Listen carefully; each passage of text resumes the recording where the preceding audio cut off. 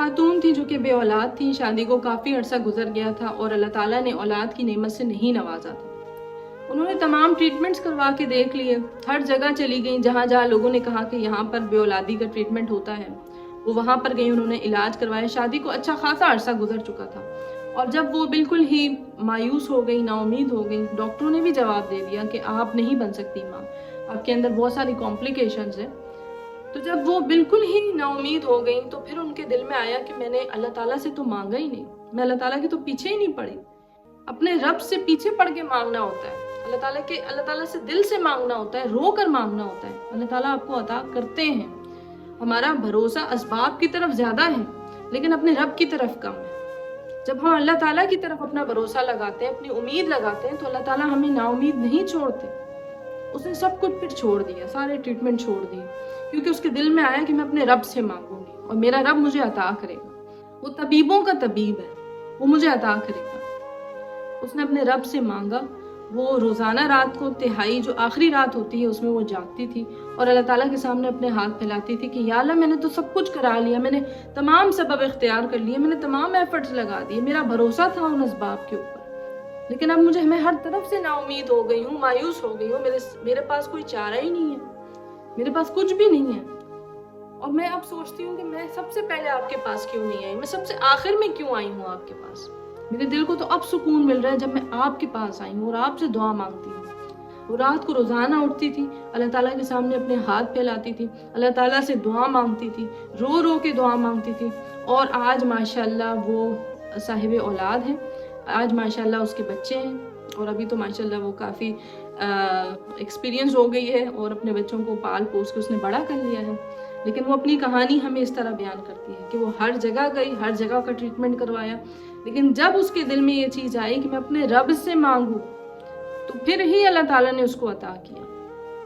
तो जब तक हमें ये बात समझ आती है, बहुत लेट होता है, बहुत लेट ये बात समझ आती है कि सबब की जगह अगर हम, बेशक हमें एफर्ट्स इख्तियार करने चाहिए, हमें सबब इख्तियार करने चाहिए, एफर्ट्स करने चाहिए, लेकिन हमारे दिल में साथ साथ ये चीज़ भी होनी चाहिए कि हमारा अल्लाह है हर चीज़ के पीछे, हमारे अल्लाह का कुन छुपा हुआ है हर चीज़ के पीछे। वो बोलेगा हो जा, तब ही वो चीज़ होगी।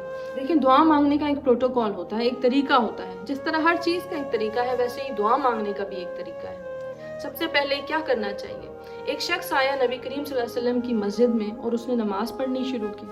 जब वो आखिरी रकात में आया, उसने डायरेक्ट दुआ पढ़ ली और उसके बाद सलाम फेर दिया। नबी पाक सल्लल्लाहु अलैहि वसल्लम ने उसे अपने पास बुलाया और फरमाया कि ए साइल, तूने मांगने में जल्दी की है। जब मांगना हो तो सबसे पहले अल्लाह की हम्द बयान करो, फिर नबी पाक सल्लल्लाहु अलैहि वसल्लम पर दुरूद पढ़ो और उसके बाद अल्लाह ताला से दुआ मांगो।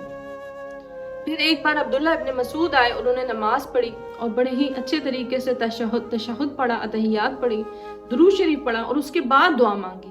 नबी पाक सल्लल्लाहु अलैहि वसल्लम ने फरमाया, सल तो उता, मांग तुझे अता किया जाएगा, सल तो उता, मांग तुझे अता किया जाएगा, सल तो उता, मांग तुझे अता किया जाएगा।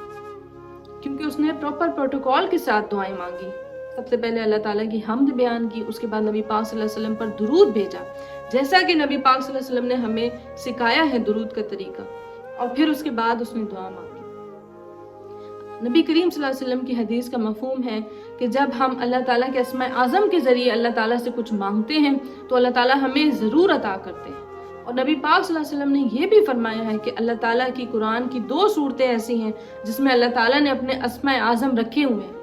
एक सूरह बकरा है और एक सूरह आले इमरान है। सूरह आले इमरान की नबी पाक ने फिर तिलावत फरमाई, अलिफ लाम मीम अल्लाहु ला इलाहा इल्ला हुवल हय्युल क़य्यूम। अब इसके अंदर सारे अल्लाह ताला के अस्माए आज़म शामिल हैं। और सूरह बकरा की नबी पाक सल्लल्लाहु अलैहि वसल्लम ने तिलावत फरमाई, इलाहुकुम इलाहुन वाहिद ला इलाहा इल्ला हुवर रहमानुर रहीम। यानी कि सूरह बकरा और सूरह आले इमरान में अल्लाह ताला ने अपने अस्माए आज़म रखे हुए हैं।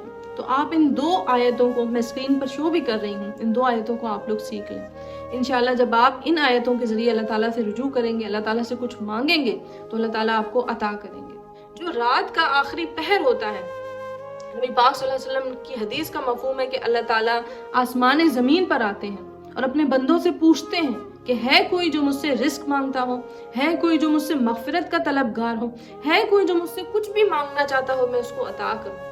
अल्लाह ताला आसमान ज़मीन पर अपना नुज़ूल करते हैं जैसा कि उसकी शान के लायक है। اور اللہ تعالیٰ اپنے بندوں سے پوچھتے ہیں اب یہ رات کا آخری پہر یہ کون سا ہوتا ہے، یہ کون سا ٹائم ہوتا ہے؟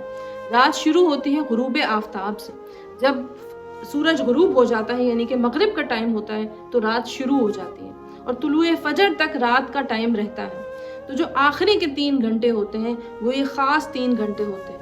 اگر ہم اپنے بستروں سے ہٹ کر اللہ تعالیٰ کے سامنے اپنا جائے نماز بچھائیں اور اللہ تعالیٰ کے سامنے کھڑے ہو کر 2 رکعت نفل پڑھیں اور اس ٹائم اللہ تعالیٰ سے دعا کریں تو اللہ تعالیٰ آپ کو لازمی عطا کرتے ہیں۔ یا تو جو آپ نے مانگا ہے آپ کو اسی وقت مل جاتا ہے، یا تو اللہ تعالیٰ آپ کے لیے ذخیرہ کر دیتے ہیں دنیا اور آخرت میں، یا اللہ تعالیٰ آپ کو اس سے بہترین عطا کرتے ہیں۔ اور یہ تو لائف میں دیکھی ہوئی ایگزامپلز ہیں کہ جب ہم اللہ سے مانگتے ہیں اللہ تعالیٰ جو چیز ہمیں دکھ رہی ہوتی ہے اس سے بہتر ہی عطا کرتے ہیں۔ نبی کریم صلی اللہ علیہ وسلم نے فرمایا تھا کہ تابعین میں سے ایک ایسا شخص ہوگا جس کا نام اویس ہوگا، وہ اپنی ماں کی خدمت میں اس قدر بزی ہوگا، اس قدر لگا ہوگا کہ وہ اپنی ماں کی ڈھیر ساری دعائیں لیتا ہوگا۔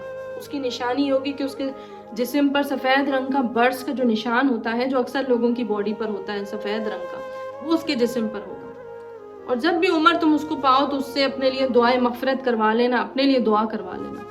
نبی پاک صلی اللہ علیہ وسلم عمر فاروق کو کہہ رہے ہیں کہ اس کو جب تم پاؤ تو اپنے لیے اس سے دعا کروانا۔ یہ مرتبہ یہ ان کو کس طرح ملا؟ حضرت اویس کو یہ ان کو ملا اپنی ماں کی خدمت کرنے سے۔ وہ اپنی ماں کی خدمت اس قدر کرتے تھے، اس قدر تابع دار تھے اپنی ماں کے کہ نبی پاک صلی اللہ علیہ وسلم نے عمر فاروق کو یہ فرمایا کہ جب بھی اس شخص سے تم ملو، یہ یمن سے اس کا تعلق ہوگا، تو اپنے لیے اس سے لازمی دعا کروا لینا۔ یہ مرتبہ اسی طرح نہیں ملتا جب ہم مخلوق کی خدمت کرتے ہیں، خاص کر اپنے والدین کی خدمت کرتے ہیں، تب یہ مرتبہ ملتا ہے۔ اپنے والدین کے ساتھ محبت سے پیش آئیں، پیار سے پیش آئیں، بدتمیزی نہیں کریں، زبان درازی نہیں کریں۔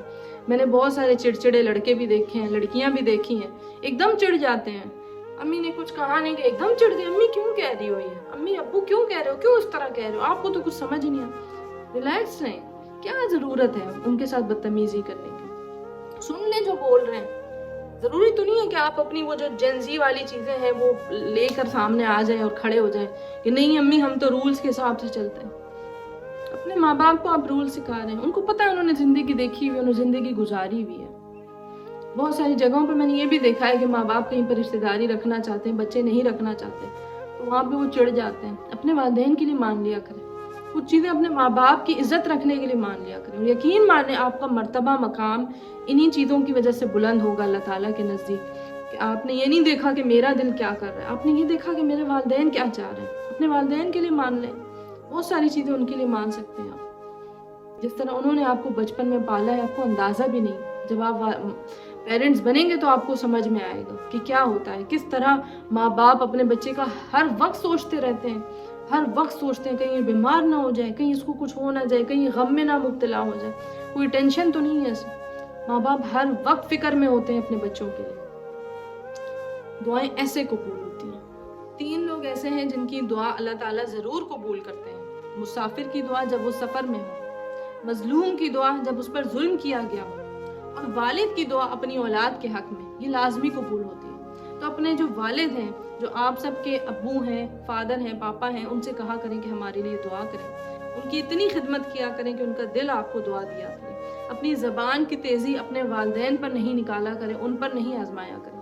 اگر کبھی وہ آپ کو کچھ بھی برا بھلا بول دیتے ہیں تو خاموشی سے سن لیا کریں، ان کو جواب دینے کی، ان کے ساتھ بدتمیزی کرنے کی ضرورت نہیں ہے۔ جب وہ سن لیں آپ ان کو پھر تمیز سے احتراماً ان کو ایکسپلین کیا کریں کہ ابو جی اس طرح ہے۔ جب آپ احترام سے ان کو ایکسپلین کریں گے انہیں بات سمجھ میں آئے گی۔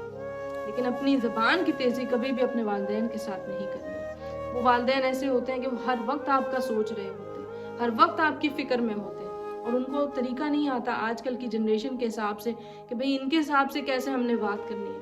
وہ تو اپنی جنریشن کے حساب سے ہی چلتے ہیں، جیسا ان کا ٹائم تھا، ان کا دور تھا۔ تو اپنی زبان کی تیزی کبھی بھی اپنے والدین پر آپ نے نہیں نکالنی۔ والدین کے سامنے آپ نے اپنے کندھوں کو جھکا لینا ہے، آپ نے اس طرح ان کے سامنے بیہیو کرنا ہے کہ جیسے آپ کوئی نوکر ہوں، وہ مالک ہوں۔